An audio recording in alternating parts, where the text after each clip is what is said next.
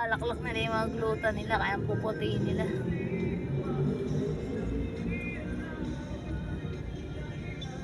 Ano ba kukunin mo yung glutan?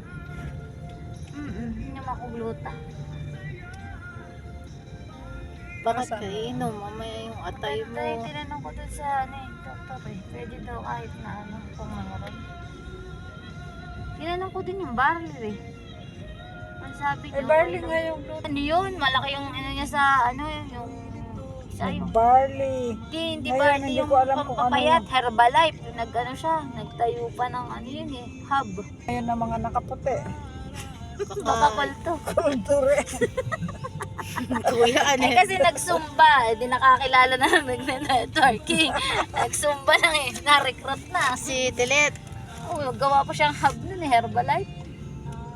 Hirap talaga ng maraming pera. Wala rin magawa sa buhay. Nilibre nga niya si ng ispa eh. Nahanap ako ng biyernes eh. Si Eloy, saan ka bigi? Anong number mo tatawagan? Susunduin ka namin. May pasok si Yeng. Pwede. Mag-alaga. Sayang. Kasi asawa ni Dilit? Hindi, yung isa. Sa abroad. Iniwan niya doon. Ay, wala yung nanay niya. Umalis eh. Sana din daw siyang visa. Pauwi na rin daw nanay. Hindi na daw kaya yung lamig eh. Winter ata eh. Calgar eh. Hindi naman nawawala ng Yelta. Tsaka din sa Edmonton. Yun yung Alberta. Grabe itong yelo dun eh. Nasa Plaridel si Telet. Sinundo nga siya. Eh, nahanap ako. Saan ka bigi? Anong number mo?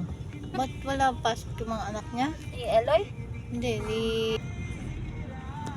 Sabi mo kasi sa akin, next year. Sabi mo. Tsaka hindi uwi yun ng June dahil birthday niya yun eh. Doon yung kanila. Yun oh. Yun oh, doon oh, sa puti. For sale. For sale pa lang eh. Ayun oh. Hindi ba nabibili? Ayun oh. Ito yun eh. Metro North Hotel. Oo, Metro North. Portside. Ayun na for For sale. sale pa rin. Bilhin mo na. Tawaran nga natin. kaya tigpipiso ba Baka yan? ibigay nila sa tawad natin eh. Tigpipiso. Pinakang tosino. Ang bihira. Pagkatapos ni Alden, tusido naman. Ang pangkes-bes. Paborito ni Kitty sa ni nanay. Sarap kaya.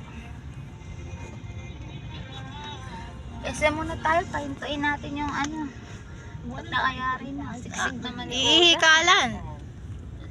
Kalimutan mo. Alagang pipilit Uy, pipilit mo pa ha.